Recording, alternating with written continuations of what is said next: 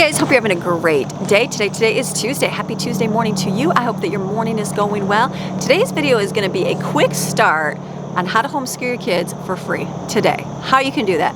And this is one of those things that one of my viewers mentioned and gave it in a comment. She said, would you do a video? Because there's a lot of people, you know, jumping into homeschooling. And she's like, I know you do it and I've seen different videos, but I don't do it all the time. I share different things that we do, but it's one of those things where you think it's real basic for me because we've been doing it for so long, and I think, okay, it's good to revisit it and to help others, because I know there's a lot of you out there right now with the way the world is going, how things going on, that you are just like, pull your kids out of school and now you're in panic mode because you're like, what do I do? I gotta buy school, and you buy all this curriculum, you spend thousands of dollars. You don't need to do that.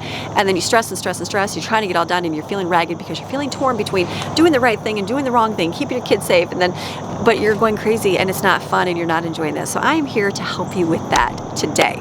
So if you hold through the whole video, I will hopefully get everything in to help you on a quick start way to homeschool. So why should you homeschool? Why should you homeschool? There's a lot of reasons why you should homeschool your children. One of those reasons, some people do it for biblical reasons. They feel that that's what God is leading them to do. Some people do it because, hey, the government and what they're doing in schools right now is not something for your family and you want to bring them home and keep them away from that. Some do it because they feel like their children are educationally, they have great learning things, and schools, they have some good teachers. I know friends that are good teachers, and I know there's a lot of good things out there, but not everyone is, and a lot of kids get lost in the shuffle of that. So they know that they can teach their kids better that way. And some that just know that their children learns different than sitting at a desk all day long, and maybe they can't afford a private school where they can do hands-on things, but if you know your child learns a different way, you can do that right at home. So is homeschooling right for you? You know what it needs? A commitment and resources, energy, and time. You can do that. You can do those things for your kids, I promise you. And are you qualified? Yes, you are qualified. Let me share with you. Do you have to be the smartest person in the world? No, because guess what? You can learn a whole lot on your own with your kids. You just got to be willing to put that time into doing it. And for now, if you buy school curriculum like that has a teacher textbook and a kid's book, that kind of thing, inside the books, it tells you, like, write this on the chalkboard. Explain this to the child. Ask these questions. These are the answers. If they give these answers, then say this. Don't say this. They lay it all out for you. So I remember the first time I got a teacher's book and I was like, they basically tell you everything you need to say. Like, you wouldn't even have to. I mean, I know you should go to college, but I'm like, you don't even need that. It's all right there. So there's so much. Google out there, YouTube videos. There are so many things that can help you with how to do things. So feel like, yes, you can do this. Also, books that we've enjoyed are like the Dummies series. That sounds terrible. Like Math for Dummies, Algebra for Dummies, English Composition for Dummies. They are great books and resources because they lay it out real simple and plain. What if both of you work? What if you're a single parent? Can you homeschool? Yes, you can. I have come into many different situations. I have ones where both parents work and their kids are at home doing school and they have to check it out. I have some that work part-time and they do school different days a week. I have some that are single parents and they have to work and they just do what they can do. You don't need to go to school Monday through Friday from 9 to 4. You don't need to do that. You got to be flexible with the way that you can do school. How about socialization? I feel like that's the biggest fear. My kids are never going to learn how to talk to people. Let me share with you. If you put your kids around people in your life, they will do great. If you just put them around adults and not other kids, guess what? They're going to grow. Like kids, if you put them around other kids, they learn to act like who? Other kids. They learn to act like their peers, right? That's what happens. That's why kids, group of them in classrooms can be a little crazy. Put them with some adults. Let them learn some habits and things of adults. You'd be surprised. They'd be able to talk better with an adult, have a conversation with an adult, and they'll do great. So get them to the park, let them run around with other kids to play. Don't let that fear inside. There was seasons in life where we couldn't do a lot, and there was things that we could do a lot. Don't fear like you have to have your kids in every single activity. Find yourself a mom that you know that you can get together with her kids. Kids can play. Talk with your kids. Get them with other adults. Get them learning to do those things. That should be something that's the easiest thing to do. Go to the grocery store, go to the, like I said, parks, go to a couple different activities. Lots of things you can do to socialize your child. How about cost too much? That's a big thing, because when you start looking and you think like regular school mentality of school, yeah, you can buy really expensive, you can buy like private school curriculum, but you can also do it for completely free. I just said that. I did, and still do a great job with your kids and their education. We have used package things, and then I remember we just bought every year. We did. I've been homeschooling for a long time, over 20 years. 20 years? Has it been 20 years? It's been 20 years.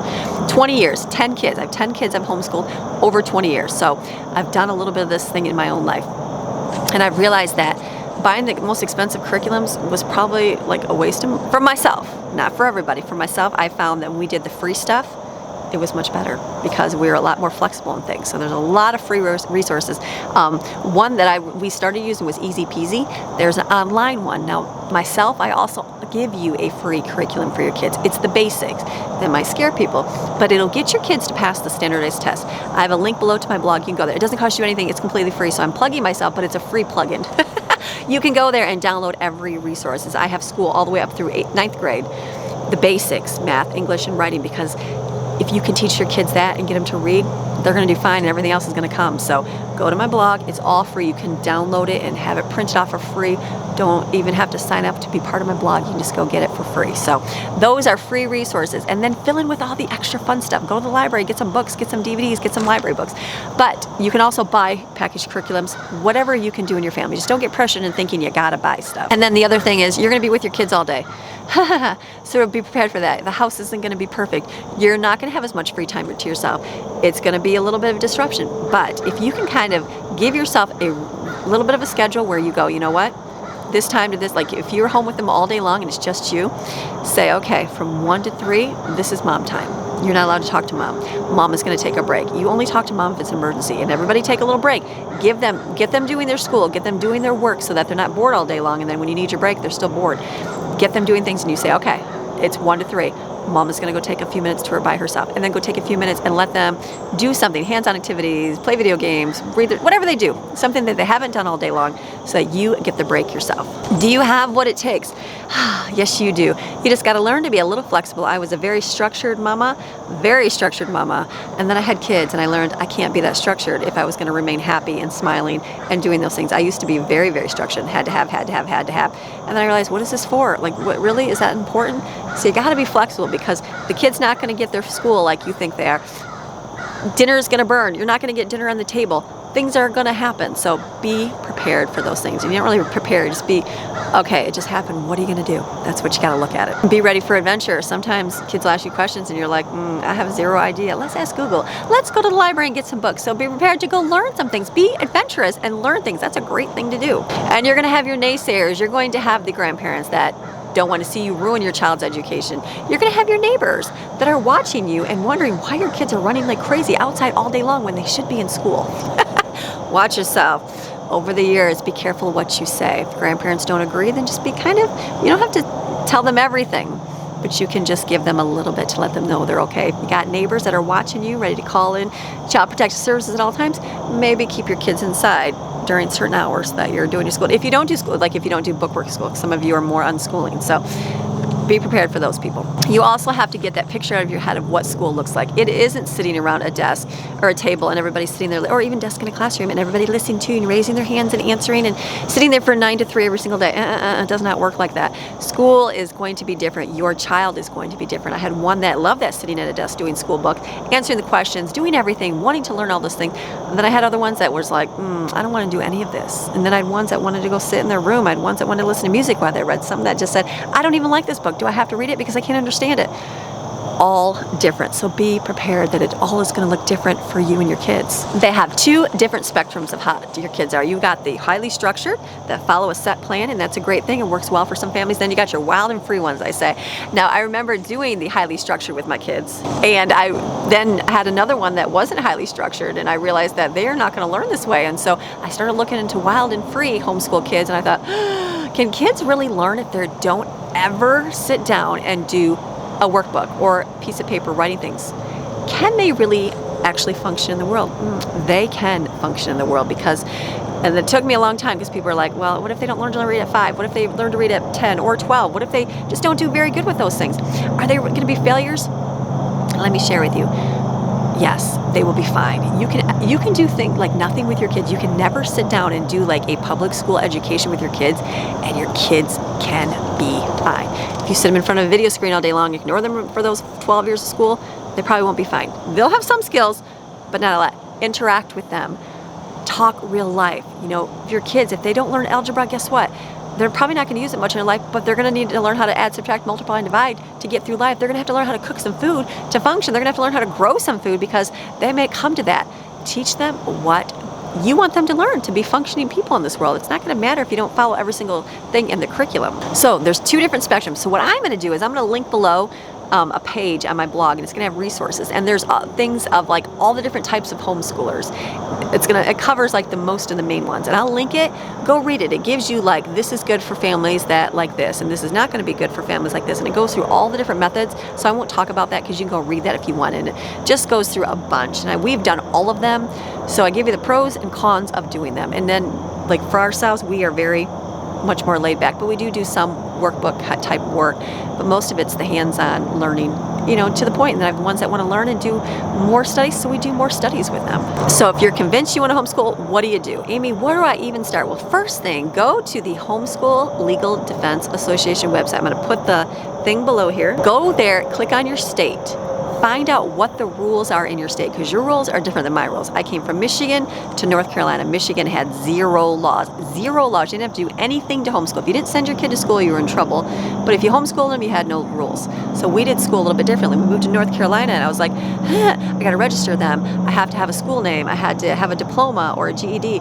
And then I also had to, you know, tell that who was in school, and I also had to test them. And that freaked me out for a minute. And then I realized, oh, that really doesn't matter, because you give them the test.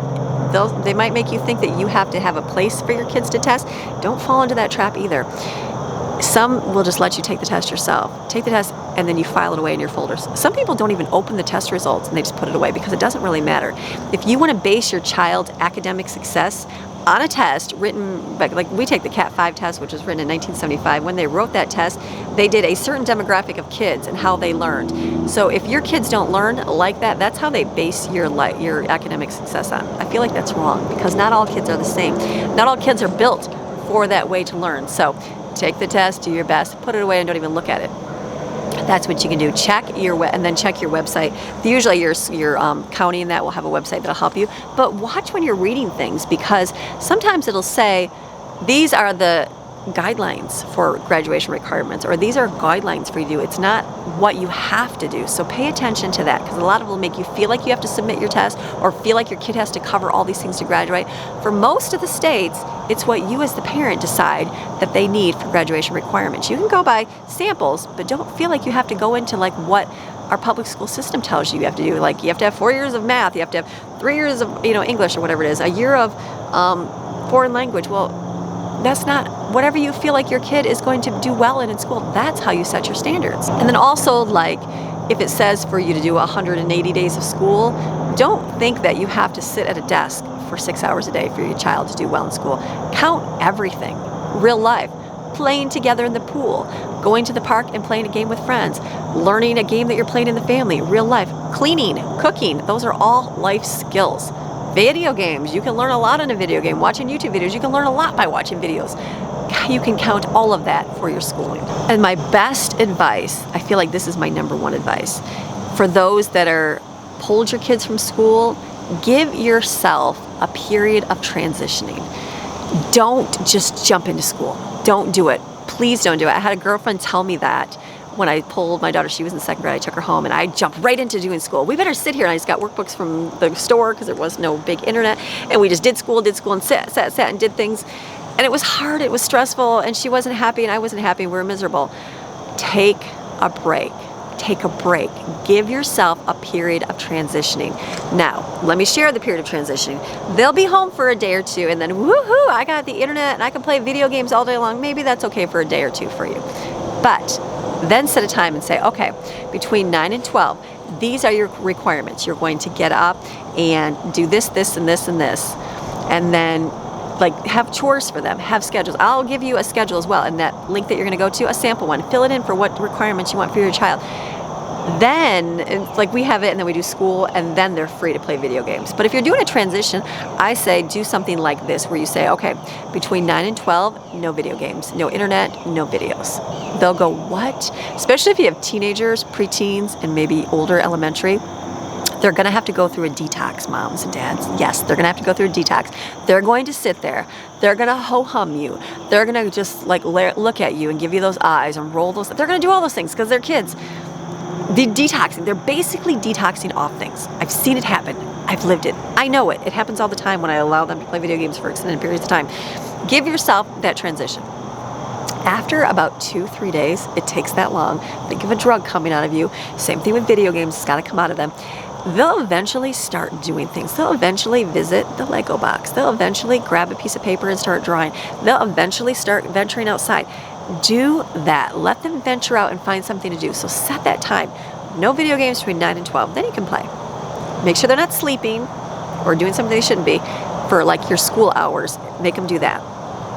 Then after they started doing things on their own and really doing well, add one thing in. Go to the library and get a book, okay? So now, every day from 1 to 2, you have to read. I don't care what you read. Read something. Read a book and tell me about it. Get them to read. I'm just going to say reading, but you could do whatever. You could do a math book, whatever you wanted. And then, okay, now we're going to do a couple more pages of school. Implement slowly back into the routine. Do that for your life. You don't have to sit from 9 to 3 with your kids. You can enjoy them having home. I promise you. Let me give you a little tip here. There are kids that come from other countries that have never had schooling in their lives. Never. Never, never, never, ever. They can talk, they can function. If you gave them one class, I'm going to say 5th grade, elementary, one grade of 5th grade, and gave them math and English and reading comprehension, do you know that if they just, and even history and science from 5th grade, a textbook, do you know that everything they learn that year is a review of everything before those first 5 years of school? You could do one class and they would get the review. It would just be more in depth. Instead of doing math facts every year from kindergarten and every year progressing, you can just do it when their brain is fully developed in 5th grade and they can learn it all in 1 year. There's a shocker for you. If you did one class in 5th grade and never did book work ever in your kid's life, they will catch up with everything they need to know. Don't believe me? Go look it up.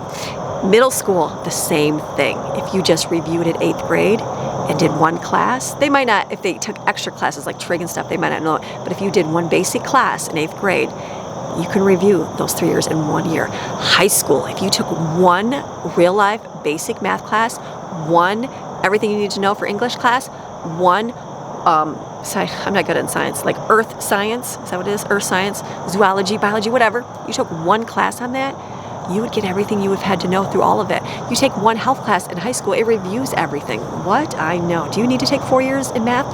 No, you can take one. All right, then here, a newsflash for you, go to college. Take one class in college on math. Guess what it will be a review of? Everything from kindergarten up through high school in that one course. I know, go get yourself a college textbook on basic math.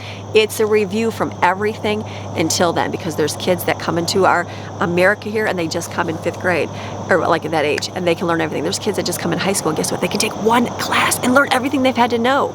Same thing in college. You can just go to college and take those one class and learn everything you need to know. I know, it sounds crazy. That's why people study for their GEDs, because they'll teach them the basics in just that thing. Oh, that's a little realization for people, and not a whole lot for people to understand. Now, will they know everything? No, but they're going to know the basics to get them through life, because what I have found with kids, that when they want to learn something, they do. They naturally want to learn things, and kids really do.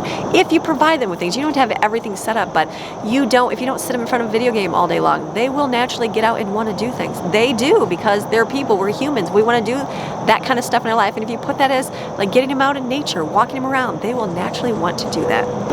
All right, so that is my tidbits for how to start school today. Don't stress, because that's the first thing you're going to want to do. Don't go out and buy a bunch of curriculum, because that's the first thing you're going to want to do. Don't yell at your kids and make them sit for 6 hours a day, because that's what you're going to want to do. Get that mentality out of there and just enjoy being home. Take a period of transitioning to get them used to being home with you, because that's an adjustment in itself. And if you don't believe me, moms of elementary and middle school and even high school kids, when your kids have a vacation and a break, and even like Monday through Friday, doesn't it take your child a few days to start being kind to their siblings? Where you have like a break for summer break and for like, what is it? When do they get breaks? Christmas break, spring break. You can see that it takes your child a couple days to get the snottiness out of them where they're kind to their siblings. Am I right? You know I'm right, because that happens, because that's what kids do. They have to detox from school, just like they need to detox from the way they do things. Remember that you are in control of your child's education. Go to the website, the Homeschool Legal Defense one. Go see what the rules and the laws are for your state, because everyone's different. Everybody will have different things. You might have to do certain things, but there's ways around everything. There's ways around everything, and you should be able to pick what your child is learning and how they learn things. And don't let somebody say that you have to do this for them to succeed in life. No, most people that go to school, and these are all tests and studies done, when kids go to school, they've never had a home ec course. They don't know how to make their own food. They don't know how to even like function and do things in life. And I know this is true because my husband, he works in the trades, and they have people that do textbook learning of his skilled trades, and they graduate and they're ready to be engineers, but they've never once stepped into a shop to know how to do those things hands-on. So they're lost. All that education is thrown out the door because they have no idea what they're even talking about. You got to get in there hands-on and do things. Do that with your kids. Hands-on learning is so much better. Bookwork is fine too. We do bookwork too. But get them doing things with their hands. Get them to solve a problem. Get them to figure out solutions, what we can do to solve these things. Putting together furniture. I'm just giving examples of things. All these things. Get them in a situation. Learn how to work out a fight in a family. Learn how to, you know, make amends and things. Life skills, that's what you need to function as a human being in this world, right? It's not so much if you know trigonometry, if you know how to write cursive, or whether you don't. Because if your child's going to go to college, that first year of college will teach them everything that you have missed as a parent. Trust me, they might have to work a little bit hard, but they'll want to learn it. But if they get a job, their job is going to train them for whatever they need in this world. So remember that. Don't let that scare you. Don't let transcripts scare you. I'll share more on that if you guys want more on how to do like a transcript and how to do a diploma, all those things. If you guys want that, just put that in the comment section below and I'll share on those things. So it really is not a big deal. It isn't. And it sounds scary if you've never done it before, because I remember being you, if this is you watching this.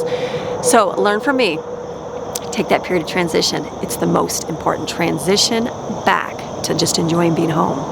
And then go from there. So, all right. I hope you enjoyed this video for today's topic about homeschooling and how you can jump right into it and get started. So leave any questions. If there's extra questions and things maybe I missed because I'm talking about things that I think are important, but if there's some more questions, leave them below in the comments and I'll do another one of these if you have some more information that you need on there. So, all right. You enjoy the rest of your day and I will see you guys again tomorrow. All right. Bye. I had to add my scripture on because I did not do this when I edited my first video. So Proverbs 25:16. Have you found honey? Eat only as much as you need. Otherwise, being filled excessively, you will vomit it. Let your foot seldom be in your neighbor's house, or he will become tired of you and hate you. Like a club and a sword and a piercing arrow is a man who testifies falsely against his neighbor. Like a broken tooth or an unsteady foot is confidence in an unfaithful man in time of trouble.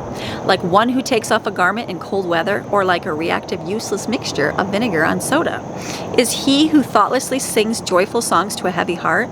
If your enemy is hungry, give him bread to eat.